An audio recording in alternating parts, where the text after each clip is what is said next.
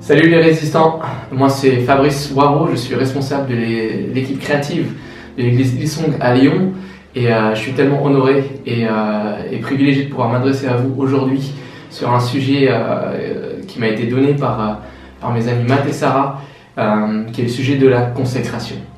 La consécration, être consacré, qu'est-ce que ça veut dire? Qu'est-ce que ça implique pour nos vies personnelles? Et je ne sais pas pour vous, mais pour moi qui a grandi à l'église, qui a été dans le milieu chrétien depuis mon enfance, je sais qu'en grandissant, ça pouvait être un de ces mots, un de ces gros mots de la Bible.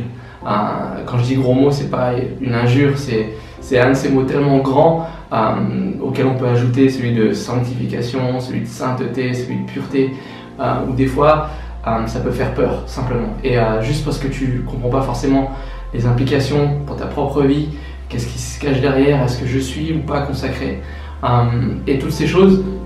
Alors aujourd'hui, ce que j'aimerais vraiment, c'est justement pouvoir vulgariser le terme de consécration. Encore une fois, pas d'offense dans ce terme, mais simplement pouvoir le rendre audible, accessible et compréhensible pour nous. Donc j'aimerais commencer simplement par dire qu'à la racine du mot consécration, il y a le mot grec kryo. Kryo qui va donner également chrisma, qui veut simplement dire onction, qui veut dire consacré, qui veut dire mis à part. C'est ça la consécration, c'est être mis à part pour servir Dieu. Et on voit plein d'exemples dans la Bible tout au long de l'Ancien Testament, tellement d'exemples de gens qui ont été consacrés au moins par l'onction d'huile, qui ont une marque extérieure de leur consécration qui a été posée sur eux. On voit un des exemples les plus célèbres qui est Samson, qui a fait le vœu de naziréen, donc qui a été vraiment consacré au service de Dieu. Et encore là, on voyait des signes extérieurs. Ses cheveux étaient longs parce qu'il ne pouvait pas les raser, il ne pouvait pas boire d'alcool ou de liqueur forte. Donc il y avait des aspects extérieurs qui montraient, qui démontraient que cette personne était consacrée et mise à part pour Dieu. Et on voit ça à travers toute la Bible. Et ce que j'aime, donc ce mot kryo, chrisma, ça donne également Christ. Ça donne également, la racine du mot, c'est chrétien. Également là. Donc si toi aujourd'hui tu es chrétien, si aujourd'hui tu marches en nouveauté de vie, si tu marches dans la repentance, si tu as accepté Jésus-Christ comme ton sauveur et ton Seigneur, et que tu as la foi chrétienne, alors dans ton nom, dans ce qui te définit en tant que chrétien, il y a cette racine de chrisma, kryo, qui est consécration, consacré. Donc mis à part pour le service de Dieu. Et donc, ce que j'aimerais dire à travers ça, c'est que ce n'est pas réservé à un seul groupe de personnes. Ce n'est pas réservé qu'aux pasteurs ou à ceux qui sont appelés au ministère à plein temps. Non, non, c'est pour tous ceux qui s'appellent chrétiens. Nous tous, nous sommes consacrés. Nous avons cette consécration qui est comme une onction, comme le Saint-Esprit. C'est le sceau maintenant, la marque extérieure qui définit que nous sommes consacrés. Avec la nouvelle alliance, c'est le Saint-Esprit. Le même esprit qui a levé Christ d'entre les morts, la parole de Dieu déclare, vit en chacun d'entre nous.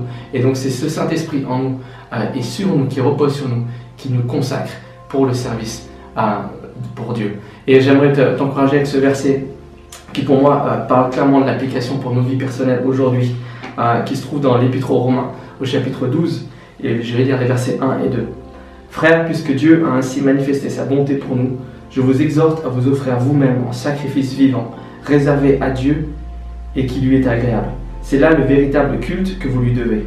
Ne vous conformez pas aux habitudes de ce monde, mais laissez Dieu vous transformer et vous donner une intelligence nouvelle. Vous pourrez alors discerner ce que Dieu veut, ce qui est bien, ce qui est agréable et ce qui est parfait.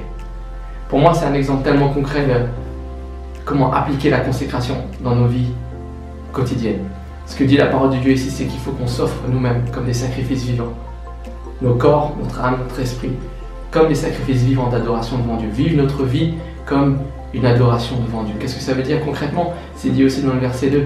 C'est qu'il faut qu'on apprenne à discerner ce que Dieu veut, ce qui est bon, ce qui est agréable et ce qui est parfait.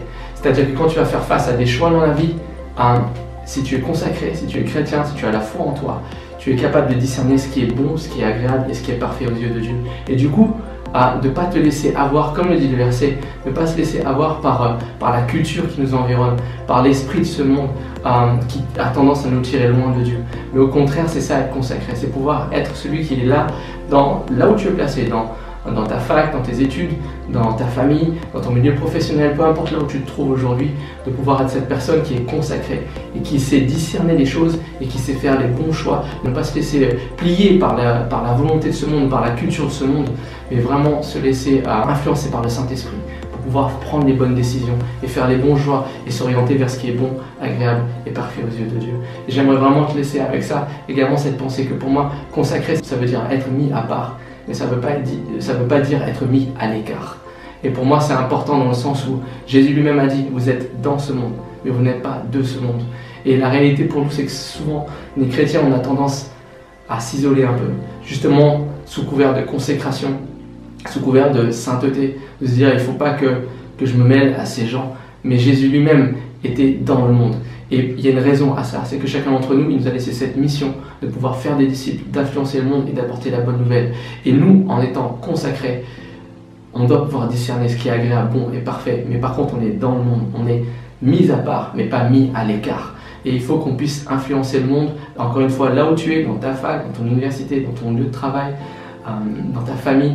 Peut-être que tu es le seul chrétien dans ta famille, mais toi, tu es consacré par Dieu. Le Saint-Esprit repose sur toi et tu es là pour être tellement pour lui, pour le servir. Et donc, ne t'isole pas du monde. Sois dans le monde, mais tout en sachant que tu n'es pas de ce monde, parce que tu es consacré et tu es mis à part pour servir Dieu. Voilà, j'aimerais conclure par ça en te disant encore une fois, sois béni, sois vraiment une bénédiction également pour les gens autour de toi, et j'espère que cette vidéo t'encourage et va pouvoir te permettre d'exprimer ta foi encore au quotidien davantage. À bientôt.